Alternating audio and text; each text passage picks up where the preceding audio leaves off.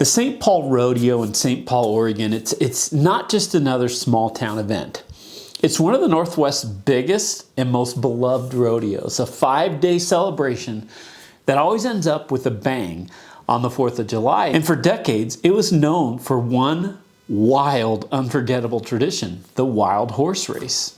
Every year, crews would capture unbroken horses straight from the rugged country of Eastern Oregon, and they'd haul them into the arena for what could only be described as organized chaos. Each team of 3 cowboys got one wild horse, untamed, untrained, and completely uninterested in cooperating. Their job? Get a saddle on it and get a rider on its back, and somehow, some way, get that horse across the finish line.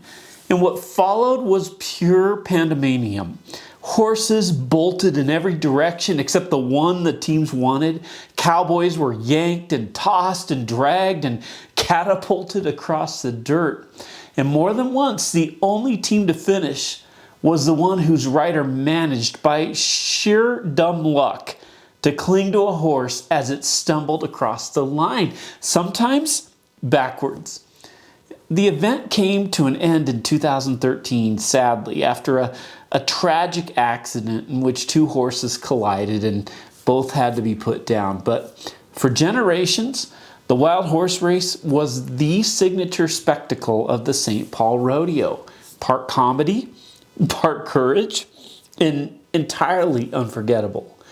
Breaking a horse, it refers to the process of training a wild or untrained horse to accept a saddle and a rider. It's often called saddle breaking. So question, do horses enjoy the breaking process? Well, obviously not. At first, everything about it goes against the horse's instincts.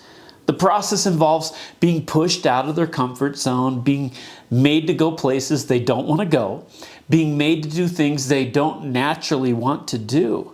It's uncomfortable, it's unfamiliar, and it feels to the horse like surrender. But over time, through consistent pressure, patience, and interaction, the horse learns to trust the person on its back. A horse is considered broken, not because it's damaged, but because it has finally become willing and obedient to its owner.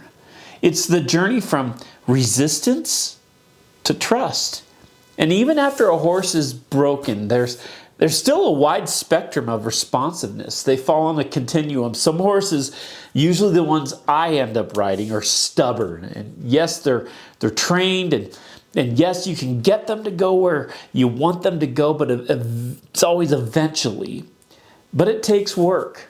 You have to nudge them, you have to kick them, you have to tug on the reins and coax them until they begrudgingly shuffle in the general direction you had in mind.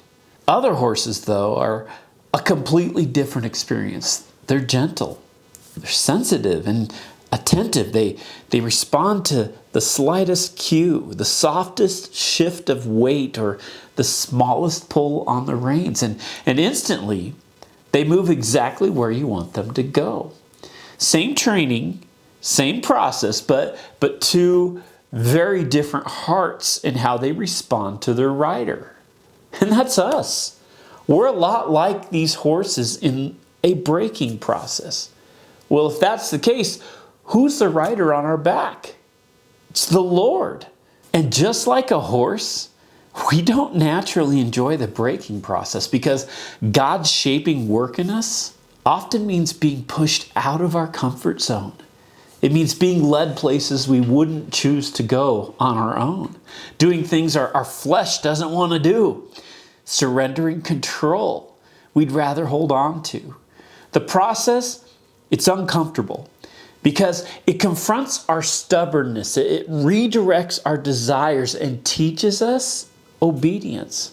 But it's the only path to becoming useful, responsive, and fully surrendered to the one who leads us. which leads us directly into what we'll discover as we continue our verse-by-verse study through the Bible, through Genesis, and step into chapter 29. And what we'll learn is this, is that God is more concerned with breaking us than he is about our happiness. Not because he delights in our discomfort, but because he knows that only a surrendered, shaped, and yielded heart can walk in the fullness of his purpose. Well, today we get a behind-the-scenes look at God's relentless pursuit of a man's heart. God is breaking him, not crushing his spirit or bending his will. It's the loving work of a father shaping a stubborn son into someone he can lead, use, and bless. So we'll begin our study with Genesis chapter 29, verse 1. Then Jacob continued on his journey and came to the land of the eastern peoples. Let's briefly remind ourselves where we've been. Jacob has fled Beersheba, running for his life because his brother Esau is determined to kill him. His father has sent him away to find a wife from their extended family. And his mother has sent him to her brother Laban's house to escape Esau's fury. And then last week we saw Jacob encountered God for the very first time. In a breathtaking vision, he saw a staircase stretching from heaven down to earth with the Lord himself standing above it. There God spoke a promise over Jacob. I am with you and will watch over you wherever you go. I will bring you back to this land. I will not leave you until I have done what I have promised you. Well, that was Jacob's first glimpse of grace and the beginning of God's pursuit of his heart. God is with Jacob on this journey. That is his promise. But even though the relationship has just begun, Jacob is still far from being broken. Like those wild horses in the St. Paul Rodeo, he's stubborn, untamed, and determined to do things his own way. In fact, Jacob has already bucked against God. Remember? Then Jacob made a vow saying, if God will be with me and will watch over me on this journey I'm taking, and will give me food to eat and clothes to wear so that I will return safely to my father's household, then the Lord will be my God. And we talked about this. If and then the Lord revealed himself and spoke promises over him and assured him of his presence. Yet Jacob responded with conditions, hesitation, and a heart still clinging to self-reliance. He's chosen, loved, and pursued, but he's not yet surrendered. Back to 29, verse 2. Then he saw a well in the open country with 3 flocks of sheep lying near it because the flocks were watered from that well. 3 flocks of sheep waiting to water from the well, but they hadn't started drinking yet, and that's because the stone over the mouth of the well was large. When all the flocks were gathered there, the shepherds would roll the stone away from the well's mouth and water the sheep. Then they would return the stone to its place over the mouth of the well. This well was sealed with a massive stone. The context makes it clear that this wasn't something you casually rolled aside. It took some effort, serious effort. So the shepherds would wait until all the flocks had arrived before attempting to move it. Only then, with enough hands and enough strength, would they work together to roll the stone away and water their sheep. Verse 4, Jacob asked the shepherds, my brothers, where are you from? We're from Haran, they replied. He said to them, do you know Laban, Nahor's grandson? Yes, we know him, they answered. Then Jacob asked them, is he well? Yes, he is, they said. And here comes his daughter, Rachel, with the sheep. Is this an accidental meeting? Well, not at all. I mean, we've already learned in Genesis that nothing in these stories happens by accident. In this moment, it's no exception. In fact, it mirrors the experience of Abraham's servant so closely that it practically shouts the providence of God. Jacob has just completed a 500-mile journey from Beersheba before maps, before GPS, before road signs. And he arrives at this well at this moment to meet these people. Remember Abraham's servant? Well, he was stunned when God led him to the exact well where he would meet Abraham's relatives. And now, a generation later, God is doing it again, guiding Jacob's steps with the same precision and purpose. This is no coincidence. This is divine choreography. This moment ties directly back to the promise Jacob received in chapter 28. I am with you, Jacob, and will watch over you wherever you go. I will not leave you until I have done what I have promised you. God, He's clearly at work here. The parallels between Jacob's experience and the earlier story of Isaac's servant meeting Rebekah, they're far too precise to ignore. I mean, look at how closely they line up. Both trips were bride searching, missions among Abraham's extended family. Isaac's servant arrived at a spring. Jacob arrived at a well. Rebekah came to draw water. Rachel comes to draw water. Rebekah approached while the servant was still speaking. Rachel arrives while Jacob is still speaking. Both women are described as beautiful. Rebekah watered the animals. Jacob, he's going to water the animals of Rachel's household. Rebekah ran to tell her mother. Rachel will run to tell her father. In both stories, notice this, the same man, Laban, runs out to greet the traveler. Well, Isaac loved Rebekah and Jacob will love Rachel. These aren't coincidences. They're breadcrumbs of providence. Clear evidence that God is weaving Jacob's story with intentional, familiar patterns, affirming His purpose every step of the way. Notice this. God led Jacob to this girl. His steps were directed. His journey was guided. He was exactly where God wanted him to be. But here's the part we don't like to talk about. Just because God leads you doesn't mean He's leading you into comfort, ease, or immediate happiness. In fact, more often than not, the opposite is true. Why? Because we're not shaped in the smooth seasons. We're not broken in the easy times. God does His deepest work in our hearts through pain, struggle, and pressure. It's in those places that the stubborn parts of our will are exposed and the breaking process begins. Because God is more concerned about breaking us than He is about our happiness. Verse 7, "Look," He said, "the sun is still high. It is not time for the flocks to be gathered. Water the sheep and take them back to pasture." "We can't," they replied, "until all the flocks are gathered and the stone has been rolled away from the mouth of the well. Then we will water the sheep." They began explaining to Jacob why they're all standing around and waiting.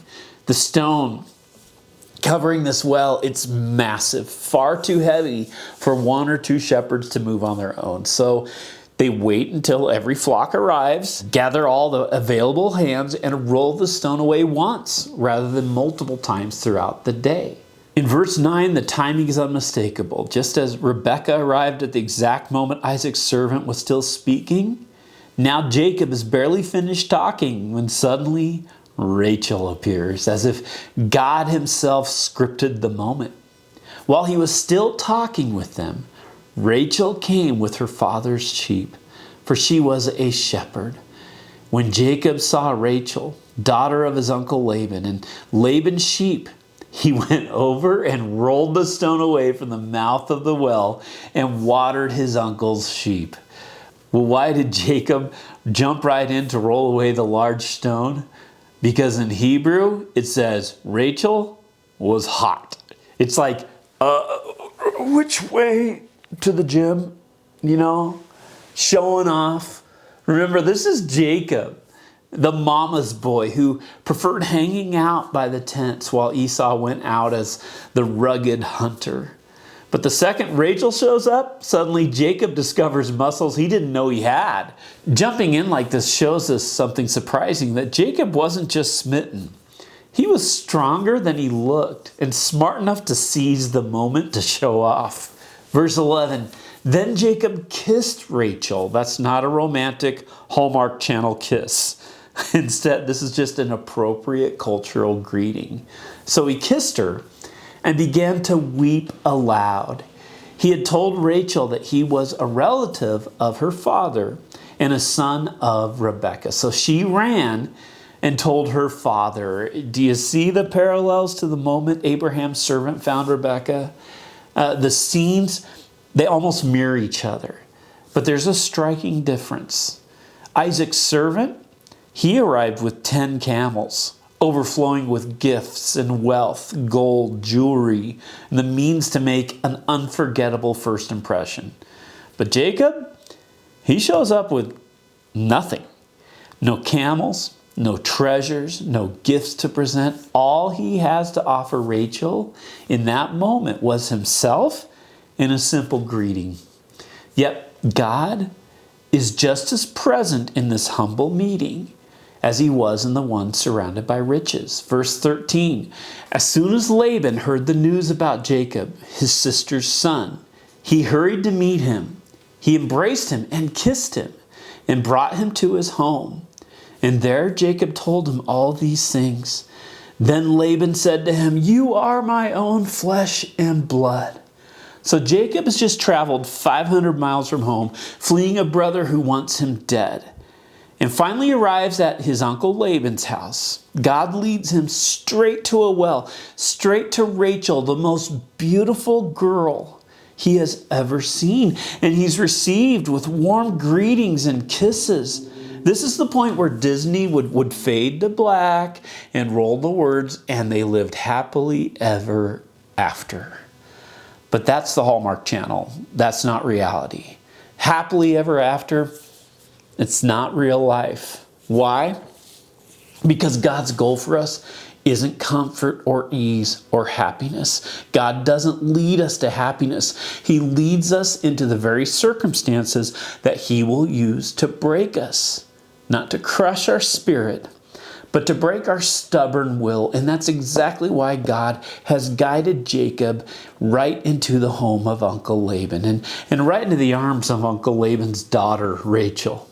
Now remember, who have we said represents Uncle Laban? President Trump. You know, he's that guy everyone knows. You might have some questions about his character, but he's the best at spotting a deal from a mile away. And whether you love these kinds of people or can't stand them, we can all agree on two things. You're never quite sure if you can trust them, and they're really good at getting deals done. And that's Uncle Laban. And God intentionally leads Jacob into this man's world. Things aren't going to get happy for Jacob here. In fact, they're about to get really tough. And I mean miserable. Difficult enough to just feel like an ongoing nightmare. But these very circumstances are exactly what Jacob needs, because God is breaking him, not destroying him, but shaping him. God led Jacob straight into this moment, into this family, this pressure cooker of difficulty, because God is more concerned with breaking Jacob's stubborn will than giving Jacob a comfortable life. Happiness isn't the goal.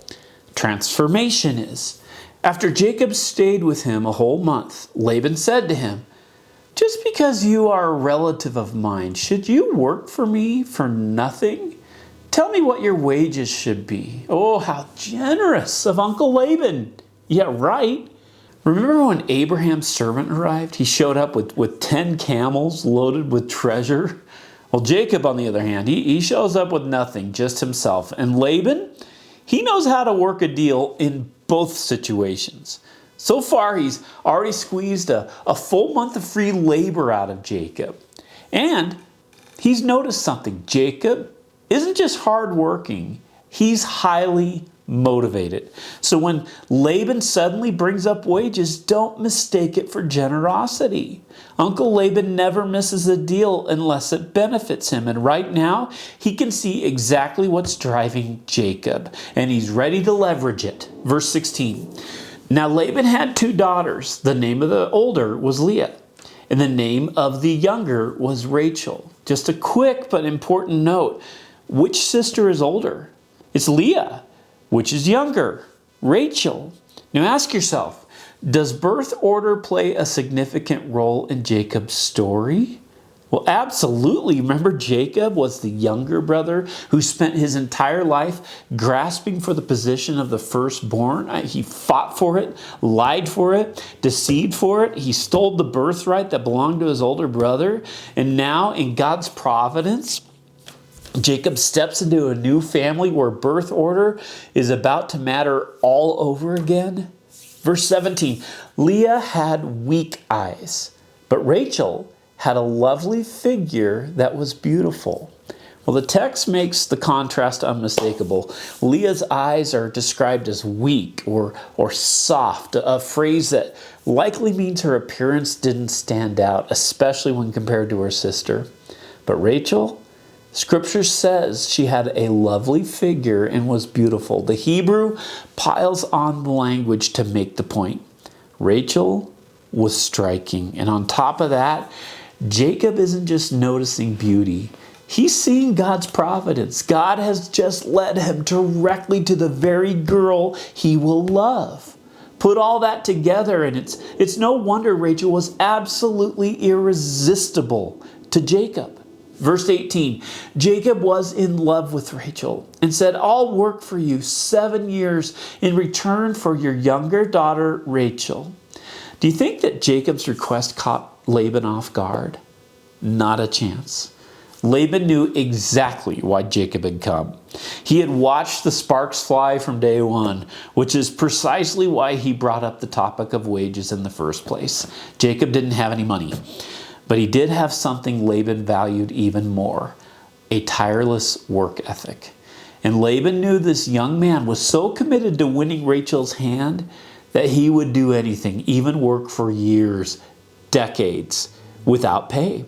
And God is going to allow Jacob to walk straight into that suffering. Why? Because God is more concerned with breaking Jacob's will than preserving Jacob's happiness. This hard road, it is no accident. It's the path God will use to shape him. Verse 19, Laban said, it's better that I give her to you than to some other man. Stay here with me. So Jacob served 7 years to get Rachel, but they seemed like only a few days to him because of his love for her. Aww. Perhaps the cheesiest line in all of Scripture. It shows up right here. Up to this point in Jacob's life, nothing had ever come easy. He had clawed, schemed, and deceived his way into every blessing he had. He was, in his mind, a self-made man. But in this moment, winning Rachel's hand, for the first time it felt effortless, almost too easy. And that's the problem. We don't grow when life is easy. A wild horse isn't broken by letting it wander wherever it wants, doing whatever it pleases. Strength, obedience, and maturity are only forged through resistance. We grow when life gets hard. And for Jacob, life is about to get very hard because God is preparing to break him in all the right ways. Verse 21, then Jacob said to Laban, give me my wife. My time is completed and I want to make love to her. Typical guy. After 7 years, he has only one thing on his mind. So Laban brought together all the people of the place and gave a feast. Good old Uncle Laban. What a sweet uncle, right? He throws this massive wedding feast, tables loaded with food, wine flowing freely, celebrating the moment Jacob has waited and worked 7 long years for. Jacob may have arrived penniless, but at last he's earned the right to marry Laban's daughter. Well, on the surface, Laban looks like a man of his word. A generous host, a proud father, a trustworthy uncle.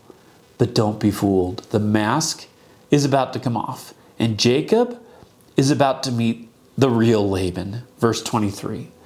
But when evening came, he took his daughter Leah and brought her to Jacob, and Jacob made love to her. And Laban gave his servant Zilpah to his daughter as her attendant. When morning came, there was Leah. So Jacob said to Laban, "What is this you have done to me?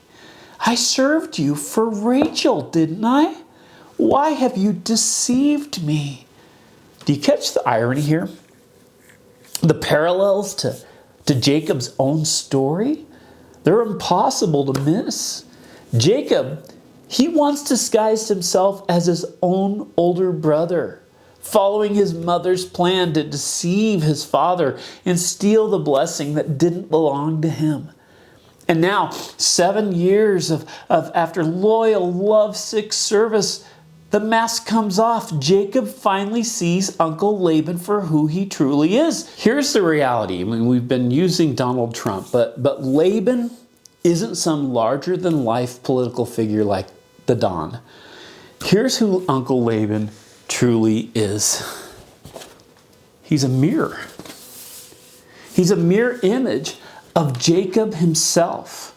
Just as dishonest, just as deceitful, just as tricky, just as willing to cheat, lie, and manipulate even his own family to get what he wants. 7 years of effervescent happiness has come to a screeching halt, and God allowed it. "But I thought you said you'd be with me." "Yup." "I thought you said that you'd watch over me." "Yup." God's presence doesn't prevent hardships. Sometimes it leads us straight into it because it's the only road that can break us, remake us, and transform us. Because God is more concerned with breaking us than He is about our happiness. He'll lead us straight into a storm if that's what it takes to break us. Not our spirit, but our stubborn will. Because God isn't after a defeated heart, He's after a yielded one. Like a horse learning to trust its rider, He shapes us until we respond instantly to the slightest touch of His hand on our lives. Verse 26, Laban replied, "It is not our custom here to give the younger daughter in marriage before the older one. So finish this daughter's bridal week, then we'll give you the younger one also in return for another 7 years of work." Uncle Laban, he's a real jerk. Guess what? So was Jacob. And if we're honest, we all are. The irony is so thick here. Laban's deception, it isn't random. It's a subtle form of divine justice. Jacob once flipped the birth order to deceive his father and steal the blessing. And now Laban, he flips the birth order on Jacob. The very trick Jacob used to wound others is the one God allows to wound him. Not to punish him, but to shape him. God lets us taste our own medicine because He is more concerned with breaking us than He is about our happiness. Verse 28, and Jacob did so.